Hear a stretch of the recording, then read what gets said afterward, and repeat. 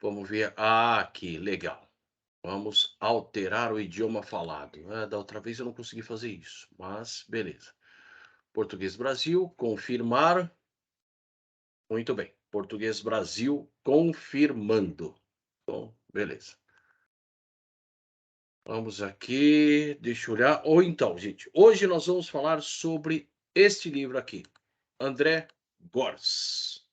Adeus ao proletariado, reflexões para além do socialismo. O que nos interessa aqui? O socialismo? Não. Tá?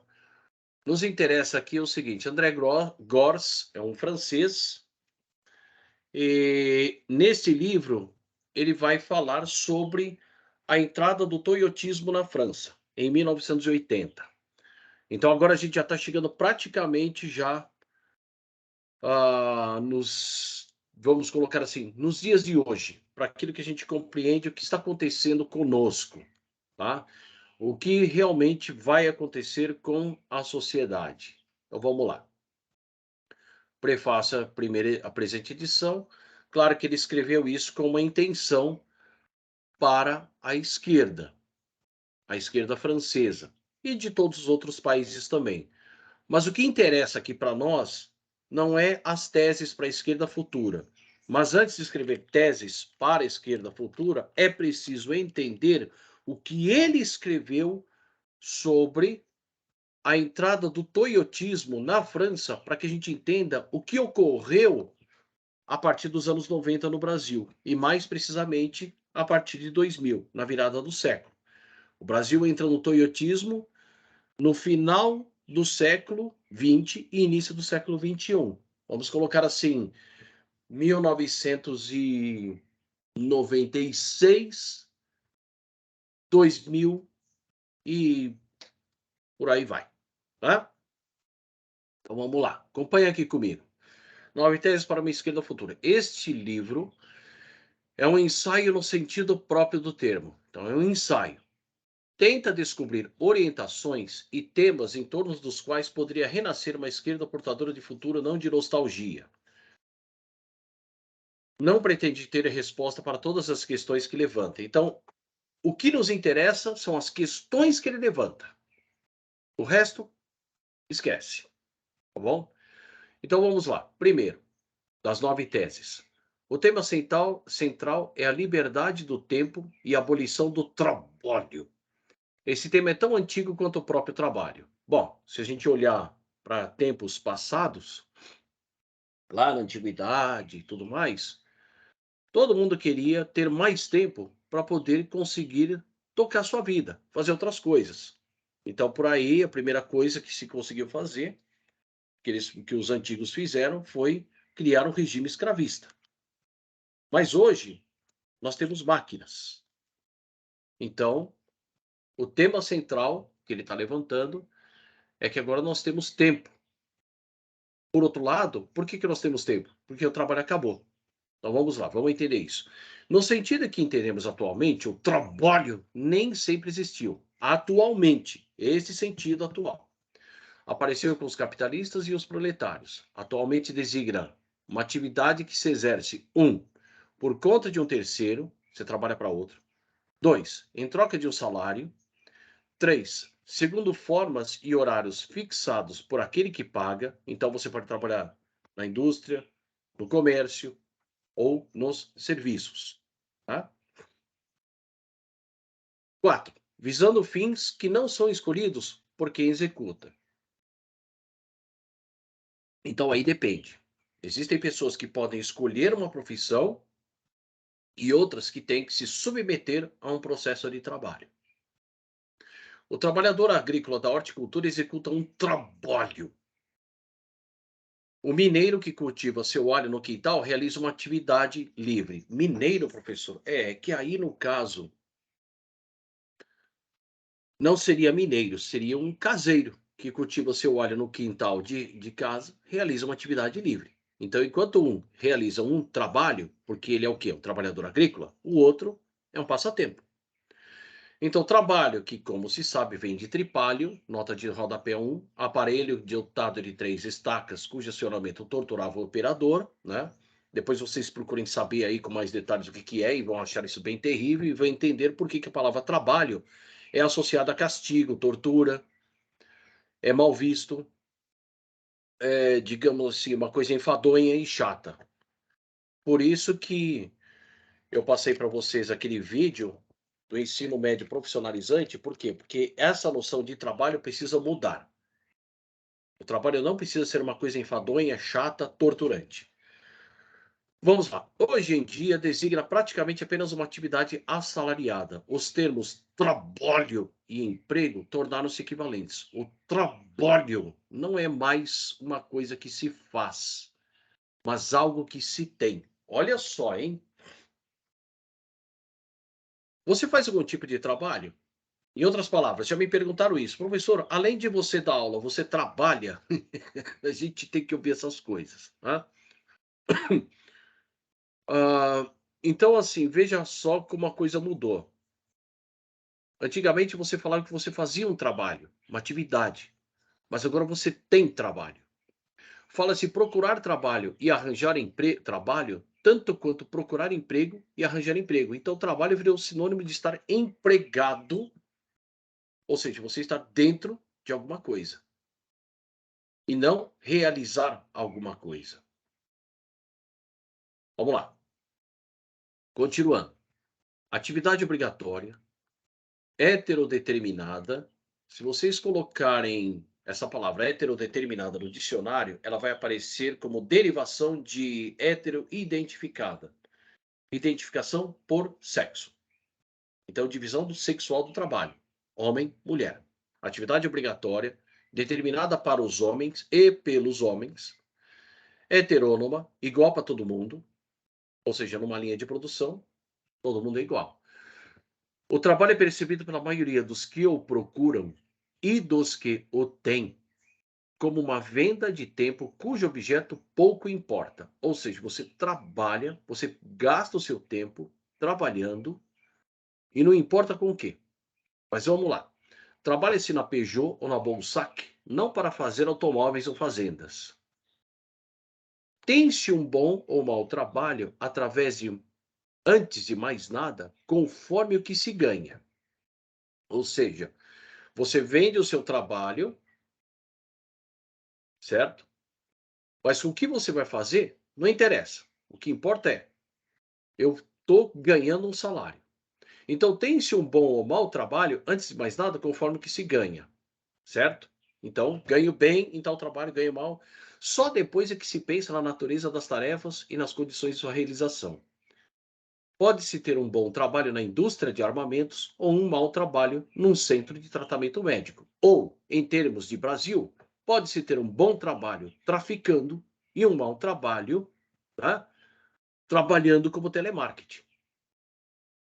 Vamos ser bem objetivos, vamos pegar exemplos da nossa realidade. E isso todo mundo sabe que é uma verdade. Se não fosse isso, não haveria glamorização de um seriado chamado Breaking Bad, em que o professor de química, com câncer, com contas a pagar e tudo mais, ele se deixa levar pelo tráfico para poder conseguir ter um bom salário, para poder conseguir viver bem. Infelizmente. Tá? Vocês estão entendendo? É a questão de ter um bom trabalho ou um mau trabalho conforme o que se ganha. Só depois você vai pensar em termos morais. Continuando. Próximo parágrafo. Trabalho não é a liberdade porque, para o assalariado, como para o patrão, o trabalho é apenas um meio de ganhar dinheiro e não uma atividade com fim em si mesma. Porque se fosse uma atividade com fim em si mesma, então o objetivo não seria ganhar dinheiro, o objetivo seria a satisfação e a realização pessoal. E muita gente confunde com realização pessoal aonde está trabalhando, que não é para você, que é em troca de um salário, tudo aquilo que a gente já viu logo no começo. É claro que todo trabalho, mesmo o trabalho em linhas de montagem, tá, supõe que os operários coloquem algo de seu. Se recusam, tudo para. Sim, é verdade. Sempre tem algo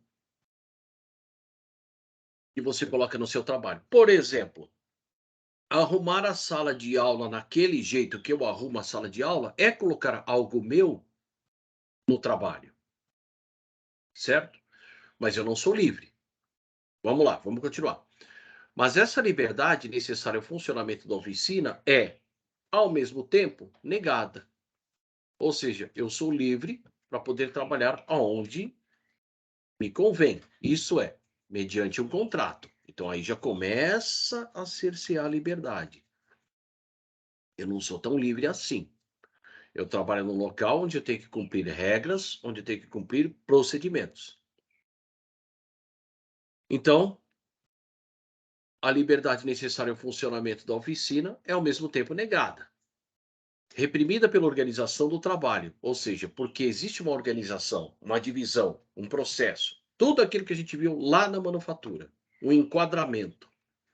Essa é a razão pela qual a ideia de que é preciso que nos liberemos no trabalho e não somente do trabalho. Ou seja, você estar livre no trabalho não quer dizer você não fazer nada, mas quer dizer que no seu próprio trabalho você possa realizar coisas inimagináveis que poderiam melhorar o trabalho, o seu trabalho, e não torná-lo enfadonho, chato, tá? E por aí vai.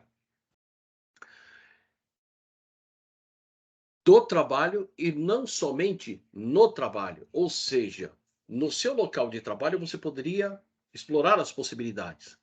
E do trabalho, desse tipo de trabalho que a gente realiza, neste tipo de sistema, que é o, nos obriga a nos submeter a determinadas condições. Ninguém precisaria ter que viver sob essas condições terríveis de trabalho. Por isso, né, terríveis, né? Porque, claro, muita gente fala assim: ah, mas no meu trabalho eu faço isso. Tudo bem, se para você tá ótimo, beleza, mas não se esqueça que para a grande maioria não é. Catar lixo, catar latinha, catar papelão, tal, não sei o quê. As pessoas poderiam estar fazendo outras coisas. Poderia estar catando papelão, mas depois poderia estar fazendo outra coisa que a dignificasse, que a se sentisse bem, né? Vamos lá. Do trabalho, e não somente no trabalho, é tão antigo quanto o próprio regime de assalariamento. A abolição do trabalho, a abolição do assalariamento, duas coisas que na época heróica do movimento operário eram sinônimos, ou seja, no Fordismo e no Taylorismo. Então, você mudar o trabalho e mudar a forma de assalariamento eram as grandes exigências do passado. Agora não é mais. 2. Entre trabalho assalariado e atividade autodeterminada, existe a mesma diferença entre valor de troca e valor de uso. Valor de troca, você usa para lucrar. Você não tem o mesmo que o valor de uso. Ou seja, você usa para satisfação pessoal. Usa por necessidade. Alimentação é uma necessidade. Roupa é uma necessidade. Tá? Automóvel, aí depende. Ele pode ser uma necessidade, mas ele também pode ser o quê? Ele pode ser um não necessariamente se você tem a possibilidade de pegar um ônibus, tá? Então você pode usá-lo para outros fins, certo? Beleza. Então, vamos lá. Valor de troca é o que você usa para obter lucro. Valor de uso é para satisfação pessoal ou uma necessidade. O trabalho é feito principalmente visando a um salário que consagra sua utilidade para a sociedade e que dá direito a uma quantidade de trabalho social equivalente à que se fornece. Trabalhar por um salário é, portanto, trabalhar para poder comprar à sociedade em seu conjunto o tempo que se lhe forneceu. Ou seja, eu vou lá comprar coisas. A atividade autodeterminada, em contrapartida, não tem como finalidade principal a troca do meu tempo contra o tempo dos outros, ou seja, a concorrência. Ela é em si mesma seu próprio fim, quando se trata de atividades estéticas, entre as quais jogos, inclusive jogos do amor, ou artísticas, quando se trata de atividades produtivas, cria objetos destinados ao consumo ou à utilização das próprias pessoas que as produzem ou das que lhes são tão próximas. Ou seja, você, numa atividade autodeterminada, o seu trabalho, você tem um outro objetivo, certo? Mas não aquele de receber um salário, não aquele de lucrar em cima dos outros, ok? Então vamos ver aqui, ó. Atividade autodeterminada não tem como finalidade principal a troca do meu tempo contra o tempo dos outros. Ele faz por vontade própria. A abolição do trabalho só é abolição quando permite o desenvolvimento das atividades autônomas, ou seja, abolir o trabalho não significa, por conseguinte, abolir a necessidade do esforço, o desejo de atividade, o amor à obra, a necessidade de cooperar com os outros e se tornar útil à coletividade, à sociedade. Então, esqueçam a ideia de acabar com o trabalho. Ele vai continuar existindo. O que pode ocorrer é outra coisa.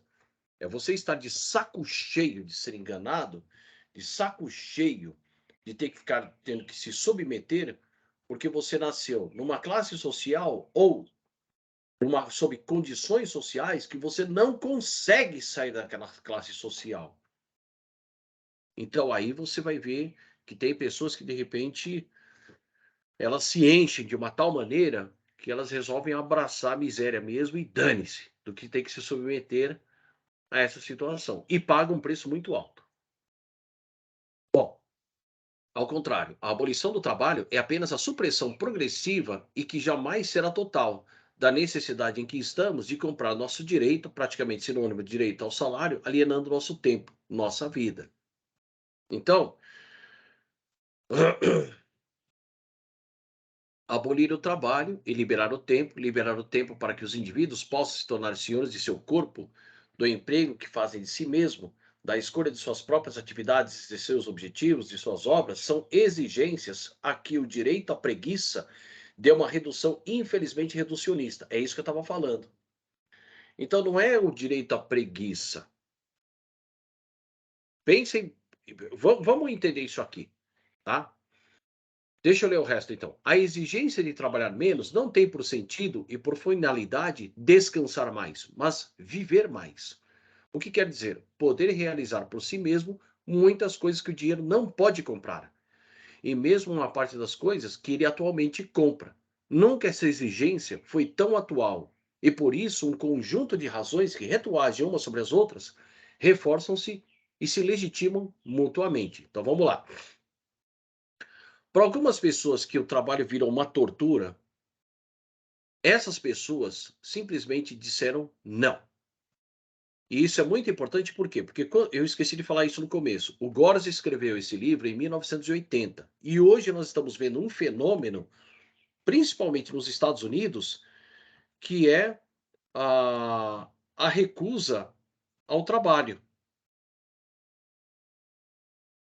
Para um pessoal, vamos colocar assim, de direita, eles olham e falam assim: tá vendo? É preguiçoso, não gosta de trabalhar, vagabundo, e não sei o que, periri pororó. Não, é porque simplesmente as pessoas estão trabalhando tanto e ganhando, trabalhando mais do que seus pais e ganhando menos, e isso nós estamos vendo, provavelmente vai acontecer aqui no Brasil, depois que alguém aí deslizou, quer dizer exatamente isso. O problema é que quando o Paul Lafargue, que foi marido da filha de Marx, ele, de uma das filhas de Karl Marx, ele escreveu o Direito à Preguiça. Mas aí é que tá, o direito à preguiça era, na verdade, o seguinte: no século XIX, quando saiu da manufatura e entrou para a grande indústria, naquele momento, por volta mais ou menos dos anos 50 do século XIX, já se poderia resolver o problema dos europeus em termos de roupas, em termos de casas, em termos de alimentação ainda não. A alimentação só vai começar realmente a poder alimentar a população mais ou menos já no século XX, na metade do século XX, com a moderna agricultura e mais especificamente no final do século XX para o XXI, quando você já tem o agronegócio que é possível hoje alimentar 1,5 vezes a população do planeta inteiro. Mas naquela época era um pouco difícil. Mas as necessidades de roupa, de moradia, já poderia ter sido resolvida. E se todo mundo trabalhasse um pouco, mas todo mundo trabalhando, já no século XIX, haveria o pleno emprego. Não haveria o Keynes tendo que falar isso no século XX.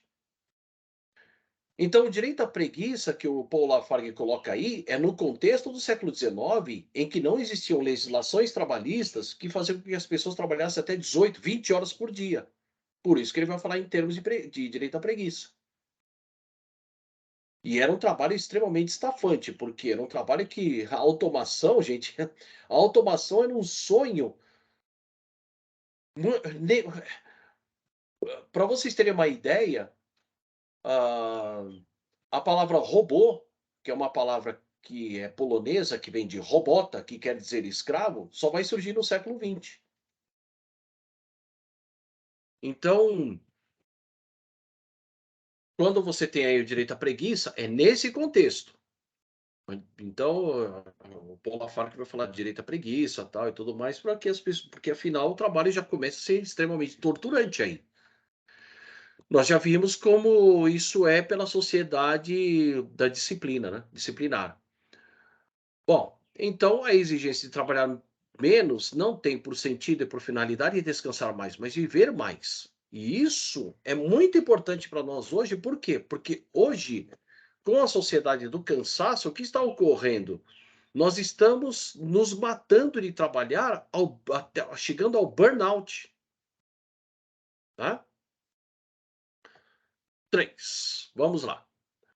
A mais imediatamente perceptível é a seguinte: a abolição do trabalho é um processo em curso que parece acelerar-se. Ele está escrevendo em 1980. A França está entrando no toyotismo. E o Japão, e eu me lembro disso até hoje, quando eu lembro que eu fui comprar jornal lá para o meu pai, quando eu fui na banca de jornal, eu lembro de ter visto isso. Era a capa do Estadão. E aí eu vi lá, nunca me esqueço, uma cabeça robótica em cima de uma plataforma e escrito assim, bem grande: Japão acaba de entrar no século XXI. Eu fiquei assim, sabe, extasiado. Falei, nossa, os caras já estão no século XXI. E a França, rapidamente, por ser um país pequeno, olhou para lá e falou: vamos atrás.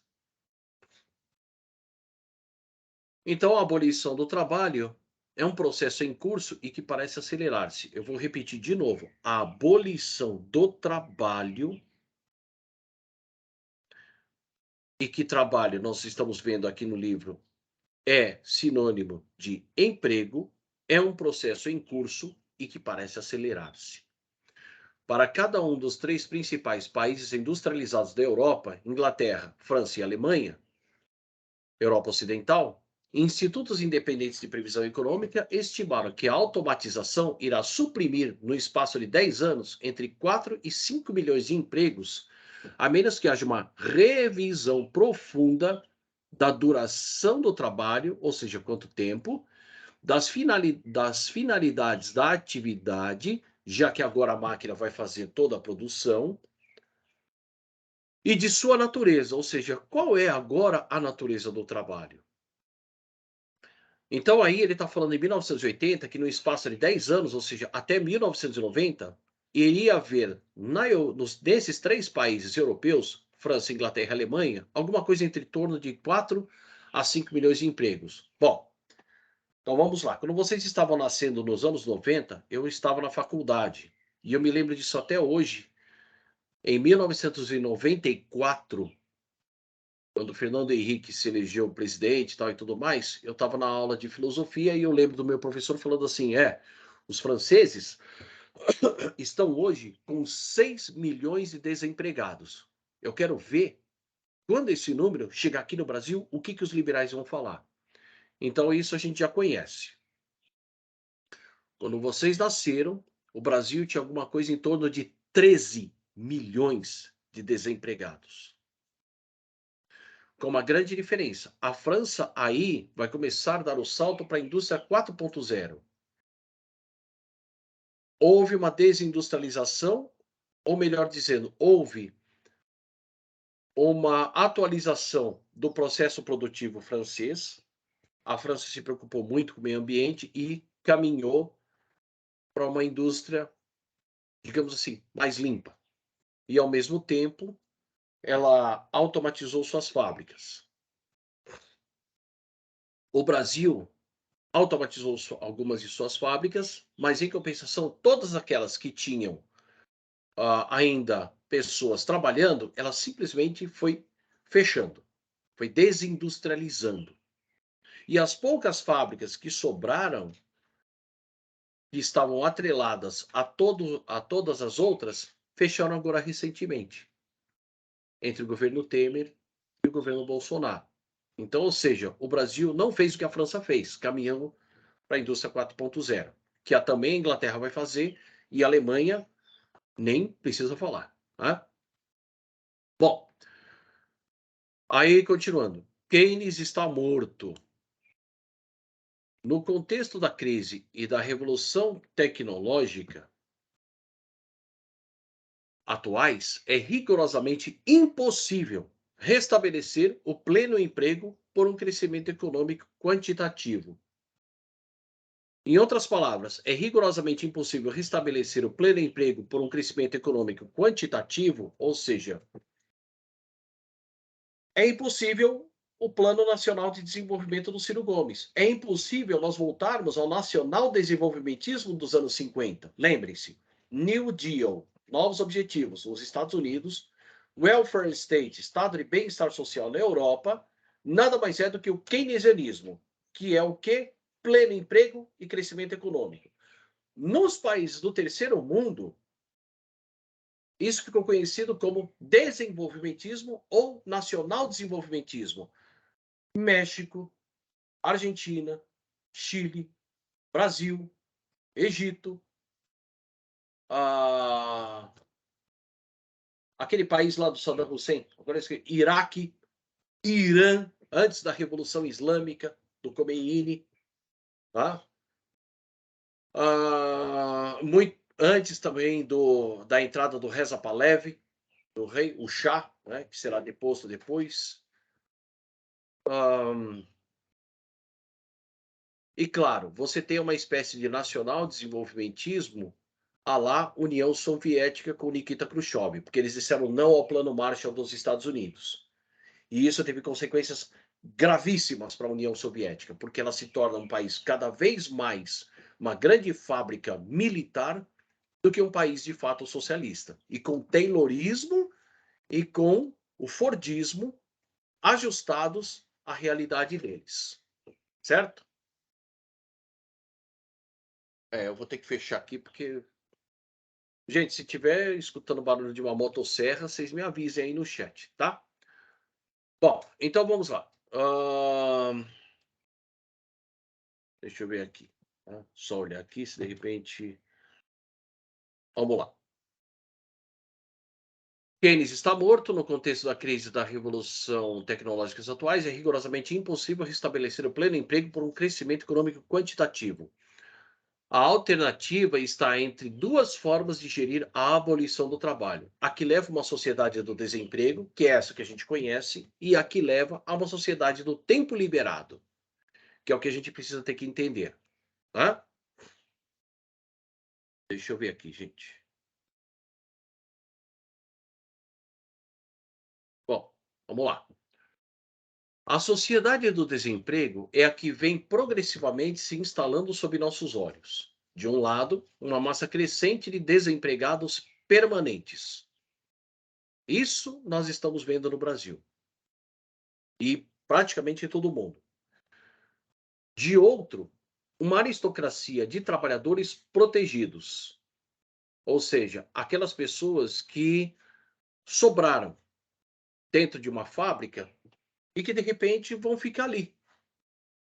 Ou atrás de um vidro observando o robô trabalhar, ou simplesmente dentro de uma sala climatizada, lá como se fosse como se fosse um laboratório, trabalhando, na indústria, vendo lá o processo tudo direitinho, tal, poucas pessoas, e um número cada vez menor ainda de pessoas trabalhando ainda no processo produtivo, divididos por setores. Então não tem sindicato que consiga protegê-los, por quê? Porque cada setor é nomeado com um nome, e aí aquelas pessoas até formarem um sindicato, talvez não seja interessante para elas, por quê? Porque existe uma coisa chamada medo. Porque elas têm medo de se sindicalizar, por quê? Porque o sindicato delas, dessas pessoas divididas em setores no processo produtivo, ficaria um sindicatinho pequenininho. Por quê? Porque agora não é chamado mais de operário. É o trabalhador de tal setor, é o trabalhador do outro setor, é o trabalhador de não sei o que, é o trabalhador de não sei o que lá. Tá? Por isso que a reforma trabalhista que ocorreu em todos os países aí europeus e depois chega no Brasil, eles procuram separar as pessoas em unidades de produção e cada unidade de produção dá-se um nome. Então agora você não tem mais trabalhadores da indústria automotiva, tá? Você ainda tem.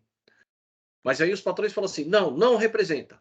Não representa você, porque na verdade você não é da indústria automotiva, você é um terceirizado. E aí vai empurra para a pessoa para uma divisão da subdivisão da subdivisão. Empurra as pessoas para tudo quanto é. Tá? E com isso você quebra a espinha dorsal dos sindicatos. Por quê? Porque dentro da indústria, como a parte que está automatizada era onde estava o antigo trabalhador, a nova, eles impedem, eles fazem de tudo para que não haja uma sindicalização, de uma certa maneira. Tá? Então, você tem aí o quê? Aqueles poucos que sobreviveram ainda está sob uma proteção que ainda os garante de uma certa maneira. Mas os outros são todos terceirizados, certo? E entre os dois, um proletariado de trabalhadores precários que cumprem tarefas menos qualificadas e mais ingratas. Então vocês entendem que, por um lado, você tem o desempregado permanente, aquele que já se encheu. Aquele fala, não, essas condições eu não vou trabalhar. Chega, não dá. Tá? E nós estamos vendo um movimento antitrabalho nesse sentido hoje. Por outro lado, você tem aqueles que de repente falam assim: meu Deus do céu, eu preciso ter que. Eu vou morrer de fome. E aí a pessoa se submete a um operador de telemarketing, se submete a várias outras formas de trabalho que para elas não precisa tanta qualificação. Mas em compensação é um trabalho chato, enfadonho. Né? E aí, quando a pessoa resolve meio que não se dedicar ao trabalho, não por algo dela de valor sentimental, de valor seja lá qual for, aí você tem as outras pessoas falando assim, tá vendo? É preguiçoso, não quer saber, e tal, e piriri pororó. E essa situação é tão pesada que vocês podem ver entre seus colegas. Tem colegas que às vezes deixam de assistir a aula porque tem que chegar no local de trabalho. Por quê? Porque só tem aquele tipo de trabalho. Muitas vezes ele é arrimo de família. Muitas vezes ele ou ela tem criança pequena. E é chato isso, né? Porque você vê que a pessoa acaba tendo que perder aula porque ela precisa ter que manter um emprego semi-qualificado, barato, ingrato e chato. Ou quando às vezes a pessoa também tem que não, quando às vezes quando a pessoa chega à noite, a aula começa às 7, a pessoa chega às 8. Aí a pessoa, sim, às vezes sem muito discernimento, ela vai e faz a famosa pergunta: professor, só pode me explicar tal, não sei o que? Aí ela faz aquela pergunta que não pode fazer, que é aquela pergunta que obriga o professor a ter que voltar tudo. Não. Entra, senta e acompanha com todo mundo. Olha só que ponto a gente chega. Aí a pessoa tem que pedir para o professor tirar dúvida, pedir para o colega tirar dúvida, ou às vezes ela não pede, e aí depois acaba indo mal. Certo? E em muitos casos, tanto para aquele que tem que sair mais cedo, quanto para aquele que chega mais tarde na aula, é mais fácil ter que largar. E aí o que sobra? sobra a Uniesquina, que está mais de olho no seu dinheiro do que na sua qualificação. E aí, às vezes, a pessoa tem um diploma, mas não consegue se qualificar. Por quê? Porque sempre tem aquele perfil no qual as indústrias procuram. Como é feito isso, professor? De diversas maneiras. Nós vamos ver isso lá no segundo semestre, tá? Na aula de Sociologia das Organizações. Vamos lá. A sociedade do tempo liberado se esboça apenas nos interstícios e como contraponto à da sociedade presente. Baseia-se no princípio de trabalhar menos para todos trabalharem e ter mais atividades por conta própria. Acabei de falar isso agora há pouco, que não é uma novidade e que isso já era pensado desde o século XIX. Se todo mundo trabalhar, mas trabalhar pouco, e receber exatamente pelo mesmo valor que se mata de trabalhar, ou seja, eu trabalho 8 horas, mas recebo por 4. Então, se todo mundo trabalhar por 4 horas e receber por 4 horas, então, beleza. Mesmo assim, os patrões ainda iriam ganhar muito. Por quê?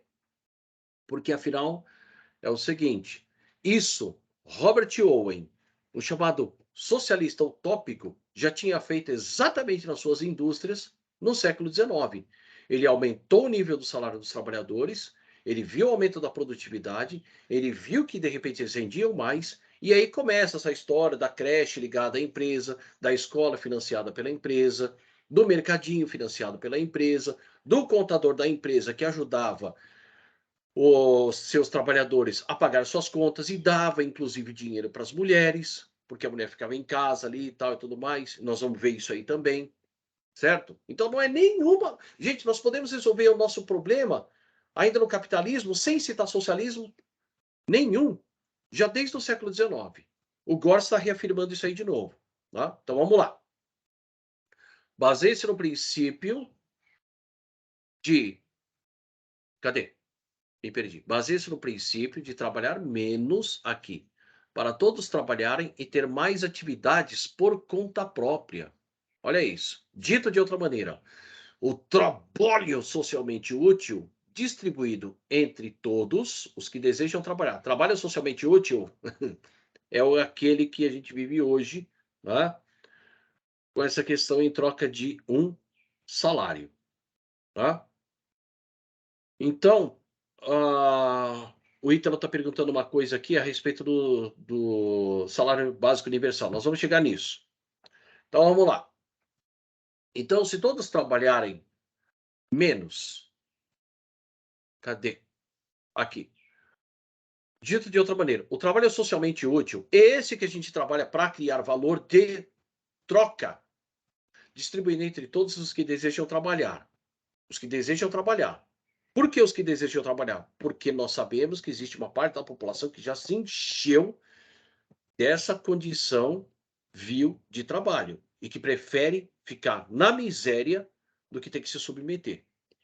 Não é uma questão de preguiça, é uma questão de opção. Uma opção feita por pessoas que disseram não.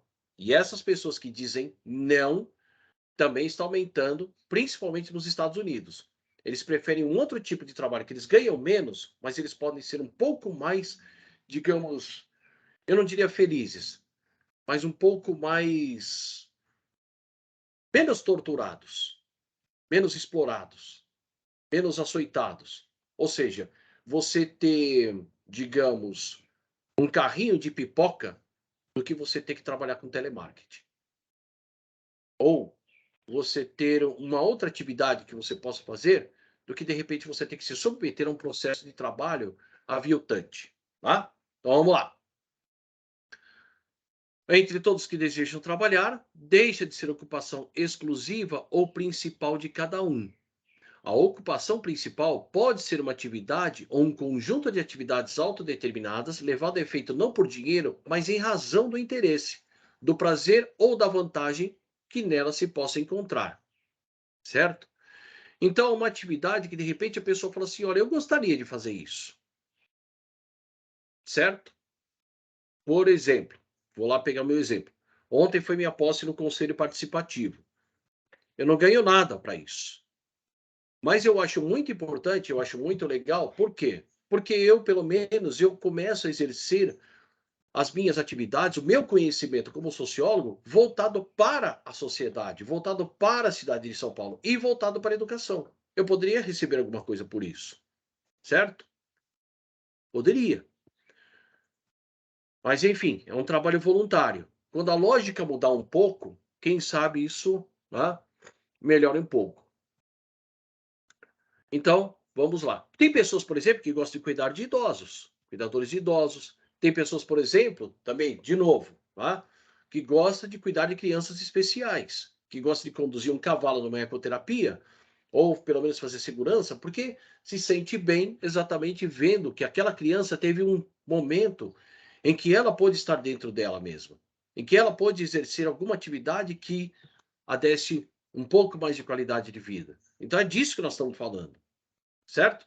Então a sociedade do tempo liberado é aquela em que, por exemplo, eu trabalharia dando aula para um número X de alunos, recebendo muito bem por isso, e uma outra atividade em que eu faria, porque de repente eu acho importante, porque eu gosto.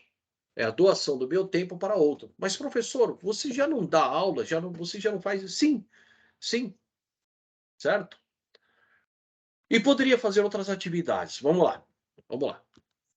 A maneira de gerir a abolição do trabalho e o controle social deste processo, o controle social do trabalho e não o controle mercadológico do trabalho, capitalista do trabalho, tá? Serão questões políticas fundamentais dos próximos decênios. Sim, hoje nós temos que pensar em criar novos direitos, novas leis. Mas o que acontece com a população mundial? Ela está dormindo, e em particular no Brasil, o centro do negacionismo radical no mundo. 4. A gestão da abolição social, a gestão social da abolição do trabalho supõe que se ponha fim a uma confusão que, sob a influência do keynesianismo, instaurou-se entre direito ao trabalho e direito ao emprego assalariado, pleno emprego, com salário, direito ao rendimento, você paga o imposto, uma parte retorna para o seu bolso e uma parte retorna sob políticas públicas. Parques, parques públicos, hospitais públicos, escolas públicas, transporte público, e por aí vai, tudo público. Direito a criar valores de uso, ou seja, aquela ideia norte-americana que você vê nos Simpsons, que quando ele entra com o carro, a garagem está cheia de coisas. Você tem cortador de grama, você tem serra tico-tico, você tem não sei o quê, que de repente dá uns 5 minutos, você entra na sua garagem e começa a fazer alguma coisa. Criar um valor de uso. Ah, hoje eu vou fazer uma cadeira. Ah, hoje eu vou fazer uma estante. Ah, hoje eu vou consertar, sei lá, esse negócio aqui e tal. Enfim, inventa mil e uma coisas. E para a mulher, o eletrodoméstico, tá? A nova, enfim, coisas do lar, certo? Direito a ter acesso aos instrumentos que possibilitam a criação de valores de uso. Ou seja, direito a instrumentos. Hoje, por exemplo, olha só, vou dar um exemplo disso aí. Se eu que tenho curso de mecânica, quiser consertar minha moto, existe lá na saúde uma oficina em que o cara aluga a oficina por hora para eu poder ir lá utilizar a oficina. Como é que a gente vê hoje direito de ter acesso aos instrumentos que possibilitam a criação de valores de uso? Pense o seguinte, isso foi nos anos 80. Mais para frente, nós vamos ver uma coisa chamada software livre, certo? Então, o direito a ter acesso aos instrumentos que possibilitam a criação de valores de uso seria, por exemplo, eu ter direito, né, a ter acesso a alguma coisa em que eu não precisaria ter que pagar. Nós vamos estudar isso aí um pouco mais para frente, tá? Mas fiquem com isso na cabeça. Só que o keynesianismo confundiu isso aí, por quê? Porque tudo isso aí, ó, direito a emprego, pleno emprego, direito a receber o rendimento tal e tudo mais, isso tudo foi utilizado lá no passado e nós vimos na aula sobre a crítica ao marxismo, naquele livro em que eu falei a respeito da introdução que o Harry Schwartz escreveu no livro do Robert Friedman, acabei de falar agora, né? Questões, não é questões fundamentais do marxismo, esqueci. Bom, enfim, a crítica ao marxismo feita nos anos 60. Porque isso aí que nós estamos vendo que o Keynes está falando é exatamente o argumento dos liberais. Para dizer, olha, é melhor você ficar aqui conosco no Ocidente do que você viver esse inferno na União Soviética. Mas acontece o seguinte, quando entrarem os neoliberais, eles vão falar, ó, pleno emprego não dá mais para garantir. Por quê? Porque automatizou a indústria. Então você tem que ser empreendedor e aplicador financeiro. Direito a um rendimento, tá. Mas o negócio é o seguinte, pagar imposto para um parque público, eu não uso o parque público. Eu não uso transporte público.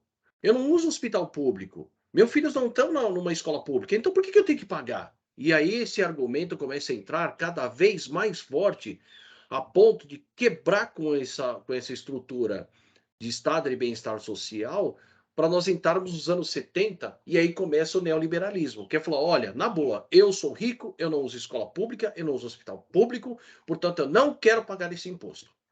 E aí eles vão desequilibrando de uma maneira que chega nos dias de hoje. Ou seja, os ricos estão cada vez mais ricos e os pobres cada vez mais pobres, de uma maneira muito mais violenta do que foi no século XIX para o século XX. Tá? Bom, a necessidade de dissociar o direito a um emprego do direito a um rendimento já era frisada nos primórdios da segunda revolução industrial, a do Taylorismo. Então, de novo, o Gore já está falando, olha, direito a trabalhar e direito a receber são duas coisas que podem ser diferenciadas. Por quê? Porque lá em 1793, Thomas Paine, agora sim eu vou responder a pergunta que o Ítalo fez. Thomas Paine criou uma coisa que era chamada a renda da terra. A classe dominante dos latifundiários poderia pagar um imposto para que aquelas pessoas que estivessem desempregadas ou que não tinham condições de tocar sua terra recebessem um salário mediado pelo governo para que essas pessoas fizessem o quê? Serviços de manutenção das vias públicas, estradas, pontes, as primeiras escolas, as primeiras ferrovias, certo? Tudo para quê? Para que essas pessoas que estivessem à disposição das cidades e que estavam desempregadas, através do imposto progressivo, o Estado pagaria para que essas pessoas pudessem tirar o lixo, o cocô dos cavalos, porque afinal, né, nós estamos falando de 1793. Como é que se chama essa renda da terra hoje? Renda de cidadania, que é do Eduardo Suplicy, que foi também melhorada com o Mohamed Yunus, o banqueiro dos pobres, em que você dá um dinheiro pelo banco sem juros, mas que o pobre vai pagar.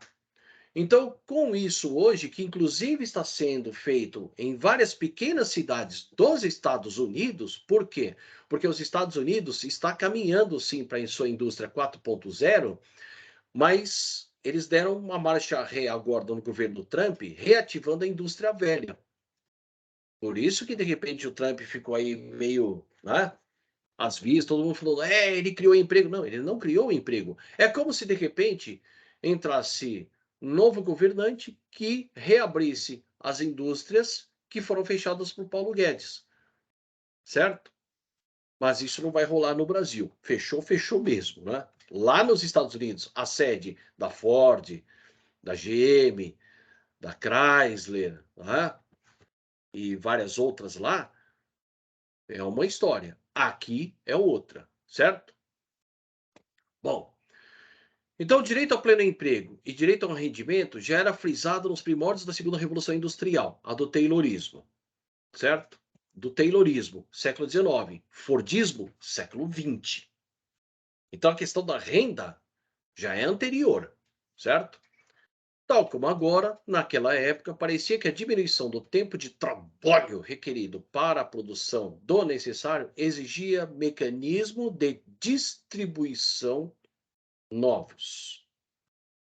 Diminuição do tempo de trabalho para a produção, distribuição, certo? novos, independentes das leis de mercado, como aliás da lei do valor, certo? Já que era preciso que os produtos fabricados com quantidades mínimas de trabalho pudessem ser comprados, seria necessário distribuir para a população meios de pagamento sem relação com o preço da venda do trabalho. Então, de novo, a questão de uma renda como essa aí durante o Covid. Ou seja, existe dinheiro guardado nos bancos, um dinheiro fenomenal. Que naquela época aí, o que acontece? Não eram todos os países que faziam isso. Mas era uma pequena parte em que o Estado pegava o dinheiro dos bancos, que não conseguiam vender crédito para a população, grandes empresários, grandes latifundiários e outros. Então, o Estado era obrigado a ter que pegar esse dinheiro para que, no momento de crise, quando os bancos viessem a quebrar, o Estado devolvia esse dinheiro. Então, como garantia de que o Estado devolveria esse dinheiro, o Estado emitia títulos para que os acionistas dos bancos comprassem na promessa de que, numa crise, eles seriam os primeiros a receber. Certo? Então, aí, nesse caso, o que acontece? Como nós vimos, por exemplo, no Covid, a ajuda seria para que as pessoas ficassem em casa e através, aí entre os aplicativos, que nessa época não existia, né, nos anos 80, as pessoas pudessem comprar produtos que seriam entregues por meio de entregadores, certo? Segundo Ladislau Dalbor, numa família de 4 pessoas, a gente poderia receber alguma coisa em torno de R$ 11.000, se não me engano é esse o cálculo, tá? Durante tantos anos. E por que isso não acontece? Porque os acionistas dos bancos são aqueles que financiam os políticos e campanhas políticas e que chegam para determinadas pessoas, como vocês já devem estar vendo, falam assim: olha, eu jogo dinheiro da sua campanha se você evitar que a população tenha acesso a esse dinheiro que é meu. Mas, na verdade, parte desse dinheiro é dinheiro dos impostos, é dinheiro nosso, o qual nós temos direito. Então, vamos voltar aqui, tá? Porque isso já é uma discussão já para os dias de hoje. Vamos voltar aqui para poder entender ela direitinho. Então, já que era preciso que os produtos fabricados com quantidades mínimas de trabalho pudessem ser comprados, ou seja, porque já estaria baixo o preço, seria necessário distribuir para a população meios de pagamento sem relação com o preço da venda de trabalho, ou seja, uma renda básica de cidadania. Ideias como a de Jacques Dubois, relativas a uma moeda de distribuição e a rendimentos sociais garantidos por toda a vida, continuam a progredir sob diferentes formas, principalmente na Europa do Norte. Europa do Norte, leia-se Finlândia, Noruega, Suécia, Dinamarca, Holanda e Países Baixos, certo? Mas espera aí, professor, Europa do Norte, Holanda, Países Baixos, os países germânicos, né? A Holanda e Países Baixos é o encontro do inglês com o alemão. Mas Europa do Norte, Península Escandinava e boa parte dos países germânicos, tá? Uma parte, principalmente Dinamarca. E continua. Por quê? Porque o neoliberalismo entrou lá e agora eles estão voltando atrás. Só no Brasil, que é o centro do negacionismo radical, que a gente insiste em voltar o Brasil em termos de Brasil colônia. Tá? A distribuição social da população, da produção, em função das necessidades e não em função da demanda solvente, foi durante muito tempo uma das principais exigências da esquerda. Ou seja, a distribuição do excesso de produtos por conta da superprodução era uma bandeira da esquerda. Olha, tem muito, distribui. Vocês ficam aí estocando, estocando, estocando, distribui, gente. Mas com o toyotismo, você trabalha com o quê? Você trabalha exatamente em função de que se a pessoa quer tal produto de uma determinada maneira, então só se faz aquele. Não se trabalha mais com estoque. O estoque é zero. Então, por isso que ele está falando que foi, durante muito tempo, uma das principais exigências da esquerda. Está deixando progressivamente de sê-lo. Por quê? Porque no Fordismo, você trabalha com a produção em massa. No toyotismo, você trabalha com a produção sob demanda. Ou seja, eu quero um, então vai ser um. Tem mais conversa. Não tem mais essa história do todo mundo pode ter um carro, desde que seja modelo T e preto. Tá? Agora não. Modelo T Ford preto. Agora não.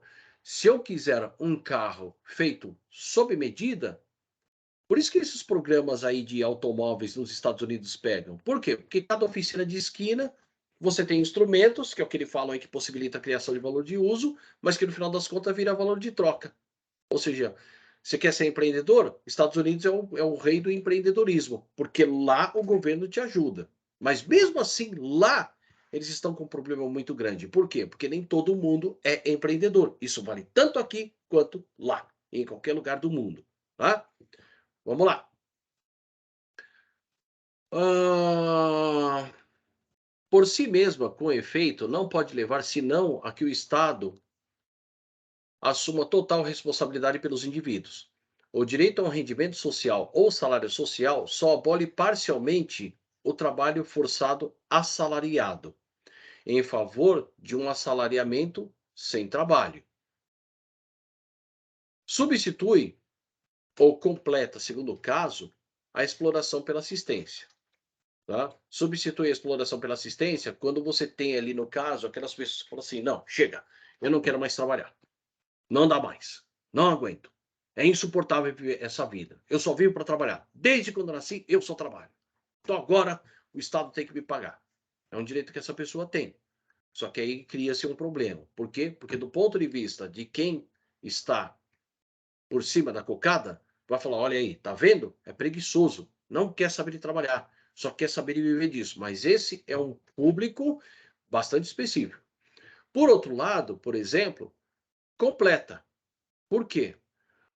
Porque se a pessoa já tem um trabalho e você já tem uma renda, aquilo facilita a vida dela bastante. Então nós vimos isso acontecendo aí em governos passados, em que de repente a pessoa tinha lá uma casinha. O que que ela faz? Ela junta o dinheiro, compra uma casa melhor.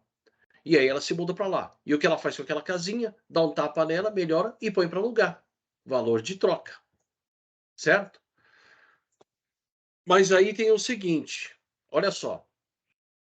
Quando o Estado assume a responsabilidade total pelos indivíduos, o rendimento social ou uma ajuda, ela também tem o seguinte: nós vimos como isso vai ser melhorado durante o governo Lula. Sob certas condições, você vai receber. Teu filho está na escola? Tá. Vocês estão se alimentando? Estamos. Não estão utilizando o que o governo está dando para revender? Não estão utilizando para fazer outra coisa? Não. Está ajudando? Tá. Então, beleza. Então, isso tem um prazo de validade para acabar. Por quê? Porque quando a população estiver toda ela alimentada em condições dela caminhar por suas próprias pernas, então essa ajuda deverá terminar. Isso é o sonho de todo governante. Mas o problema é, nem todas as pessoas são capazes de uma, ah, como é que é o nome? De uma autonomização, certo? Por quê? Volto a dizer, nem todo mundo tem tino comercial. Então aí você terá pessoas que também, né, vão cuidar de cachorros, vão cuidar de parques, vão cuidar de pessoas idosas, crianças especiais, certo? Essas pessoas que não têm dom para o empreendedorismo conseguem fazer esses outros tipos de trabalho muito bem e podem receber por isso, certo?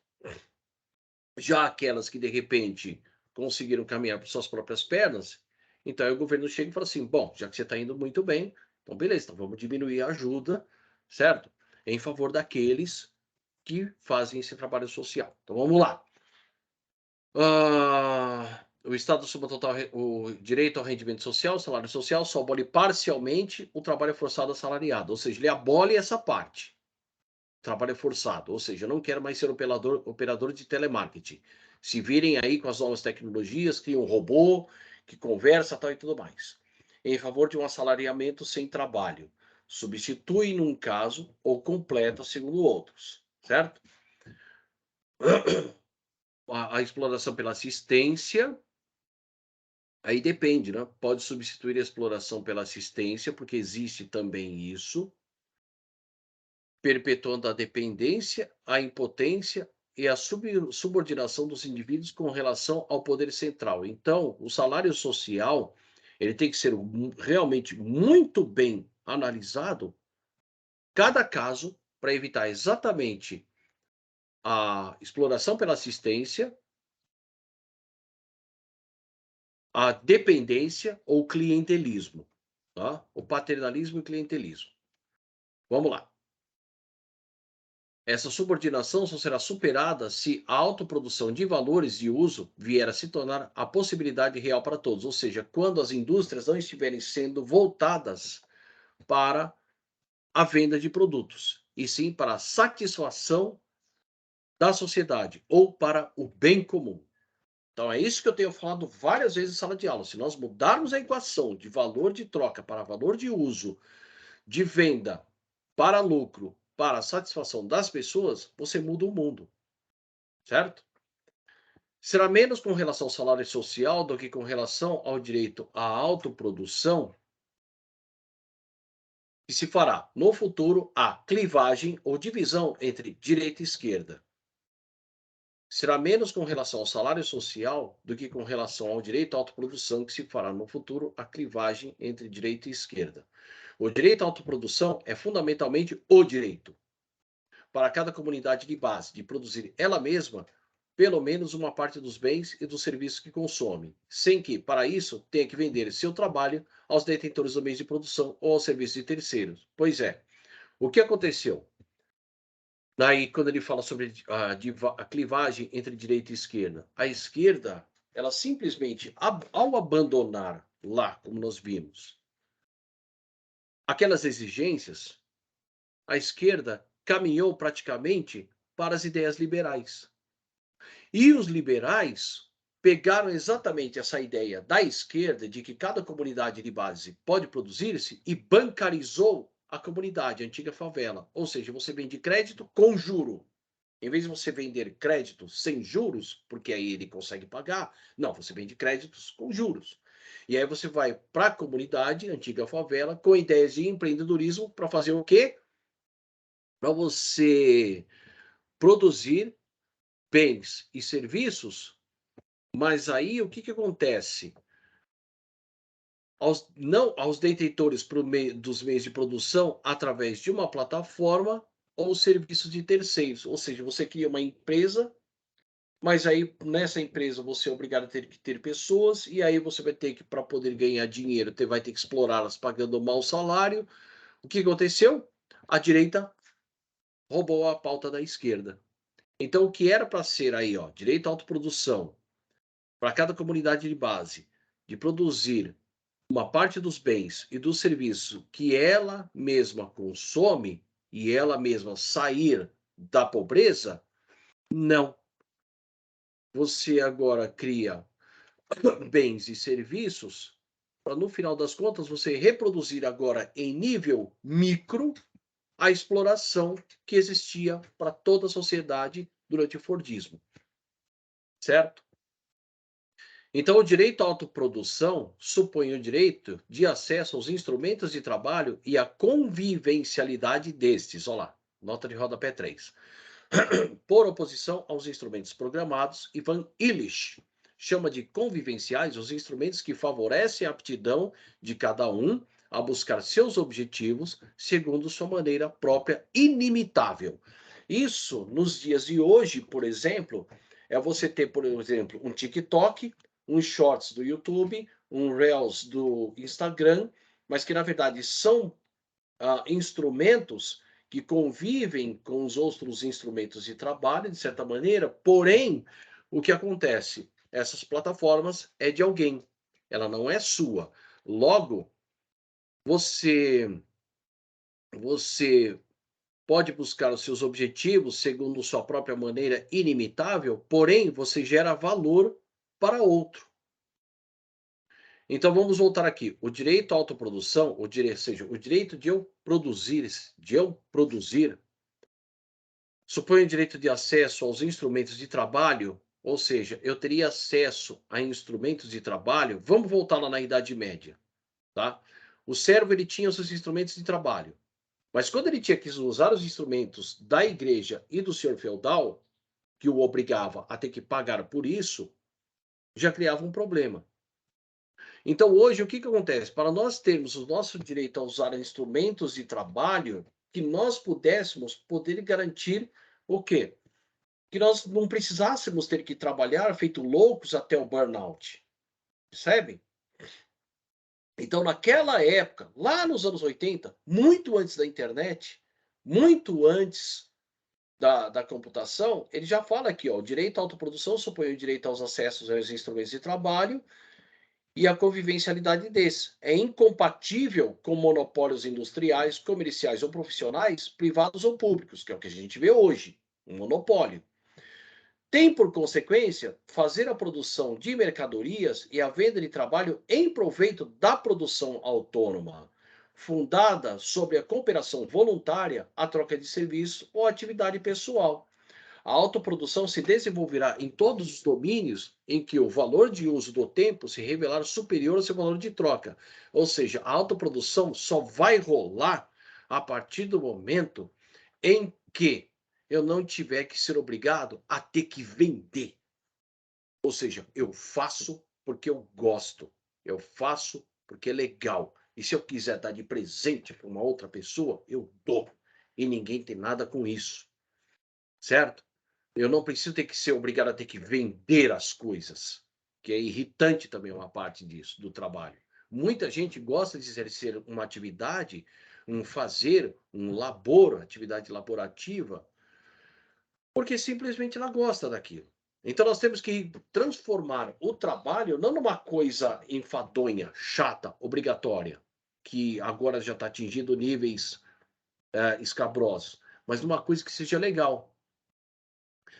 Por exemplo, durante o Covid, muita gente se descobriu. Eu tive, por exemplo, um aluno que ele é da área de informática, mas ele tinha lá uns dons para trabalhar com marcenaria.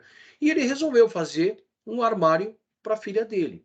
E ele fez o armário, tanto que ele ficou tão feliz que ele postou. E eu falei: olha aí, ó, olha o que está acontecendo. Muita gente está se descobrindo, certo? Então, vamos lá. A autoprodução se desenvolverá em todos os domínios em que o valor de uso do tempo se revelar superior ao seu valor de troca. Isto é, onde o que se pode fazer por conta própria num tempo determinado valer mais do que se compraria caso se tivesse que trabalhar durante esse tempo em troca de um salário. Só quando acompanhada pelas possibilidades efetivas da autoprodução, a liberação do tempo estimulará a superação da lógica capitalista, o enfraquecimento do assalariamento e das relações de mercado. Possibilidades efetivas de autoprodução não podem, evidentemente, existir para todos sem uma política de equipamentos coletivos que tenha por finalidade a sua existência. Ou seja, sempre de volta à questão de uma política de equipamentos coletivos. O que ele está falando? De que as fábricas e as empresas e as fazendas não tenham como objetivo o lucro. Por exemplo, o agronegócio que visa o lucro não está nem aí para a fome do brasileiro. O que importa é vender para o exterior. E nem para o exterior eles estão conseguindo. Bom, eu vi que esse texto, pessoal, não está aí no material da sala de aula, tá? Eu vou salvar aí para que vocês possam ler, tá? Então tem o 4, 5, 6, 7, 8, 9. O 4 fala a respeito do trabalho doméstico. E aí fala exatamente da divisão sexual do trabalho, tá? Como nós já estamos em 10h20, vocês precisam ter que entrar na outra aula, então eu vou ter que parar por aqui, certo? Então vou parar de compartilhar, eu vou parar a gravação e você que está aí no YouTube me assistindo, né? Se você não é inscrito, se inscreva. Ative as notificações, dê o seu like. Se você está com dúvida, escreva aí nos comentários qual é a sua dúvida, que depois eu respondo. Eu vou ficando por aqui e a gente se encontra assim que possível. E você que é meu aluno, não sai daqui, porque a gente ainda tem que conversar, ok? Fui! Tchau, tchau!